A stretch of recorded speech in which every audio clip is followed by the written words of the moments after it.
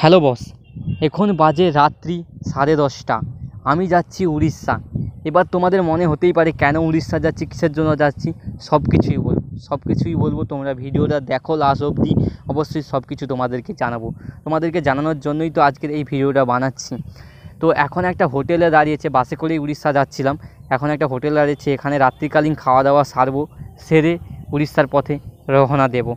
এবং তোমরা দেখতেই পাচ্ছ কয়েকটা বাস দাঁড়িয়ে আছে সামনে, এই বাসগুলোই করে এখন এসেছি। এখন বাজে রাত্রি 3:30। উড়িষ্যা অ্যাপোলোর হাসপাতালের কাছেই আমাকে নামিয়ে দিয়েছে। হ্যাঁ, আমি উড়িষ্যায় অ্যাপোলো হাসপাতালে এসেছি এখানে ডাক্তার দেখানোর জন্য। তোমরা জানো আমার শরীর খারাপ ছিল, তাই জন্য এখানে আগেরবারেও এসেছি, ডাক্তার দেখিয়েছি।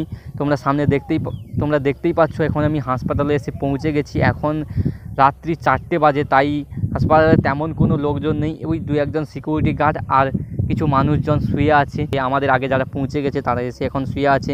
এবং তোমরা সামনেই দেখতে পাচ্ছ যে অ্যাপোলো হসপিটাল, গোটা হসপিটালটাই পুরো এসি, এমনকি বাথরুম ঘরেও পর্যন্ত এসি লাগানো। তোমরা সামনে যে কোয়ার্টারগুলো দেখতে পাচ্ছ, এই কোয়ার্টারগুলোর মধ্যেই আমি যে ডাক্তার দেখাবো, মনোজ কুমার সাহু, সেই ডাক্তার এই কোয়ার্টারগুলোর মধ্যেই বসে। এখন বাজে ভোর 4টা, তাই এখনও অবধি ডাক্তার এসে পৌঁছায়নি, খানিকক্ষণের মধ্যে এসে পৌঁছে যাবে। আর এখন তোমরা দেখতে পাচ্ছ হসপিটালের সামনের লবি।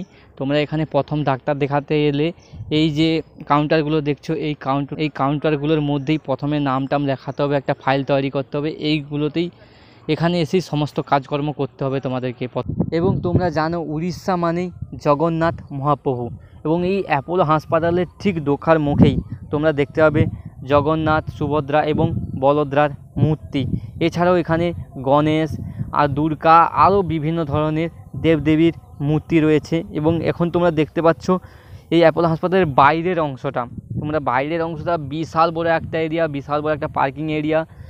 অনেক গাড়ি ঘোড়া আসে, অনেক গাড়ি বাইক অনেক কিছু আসে। এবং এখানে ডাক্তার দেখানো শুরু হয় 8টা থেকে। সকাল 7টা থেকে সমস্ত সিকিউরিটি গার্ড সবাই চলে আসে, ডাক্তার আসে 8টার সময়। ঠিক 8টা থেকে 8:30টার মধ্যে থেকেই ডাক্তার দেখানো চালু হয়ে যায়।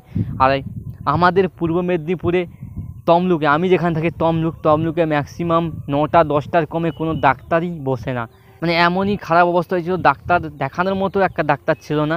ইমার্জেন্সি একটা ডাক্তার থাকে তমলুকের স্থানীয় ডাক্তার, তাকেই দেখিয়ে আমি ভর্তি হয়ে যাই ইমার্জেন্সি হিসেবে। আর এখন আমি সমস্ত ডাক্তার দেখানো কমপ্লিট হয়ে গেছে, তাই এখন বাড়ি ফিরে যাচ্ছি। এখন বাজে বিকেল 5টা। তোমরা দেখতেই পাচ্ছ গাড়ির মধ্যে দিয়ে যাচ্ছি। এবং এখানকার রাস্তাঘাট খুব উন্নত।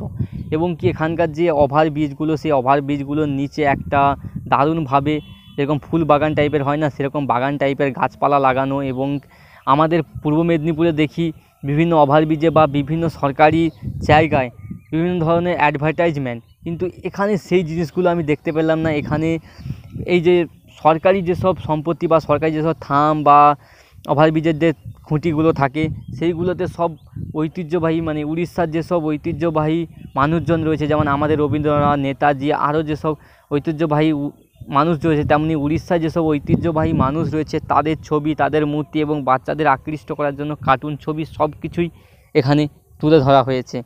তো এর জন্য স্যালুট নবীন পট্টনায়ক। তো চলো বস, আজকের ভিডিওটা এখানেই শেষ করছি। দেখা হচ্ছে আবার এক ফ্রেশ নিউ ভিডিওর সঙ্গে, নতুন রূপে নতুন সাজে। আজকের মতো এখান পর্যন্তই। Tata, bye bye, good night.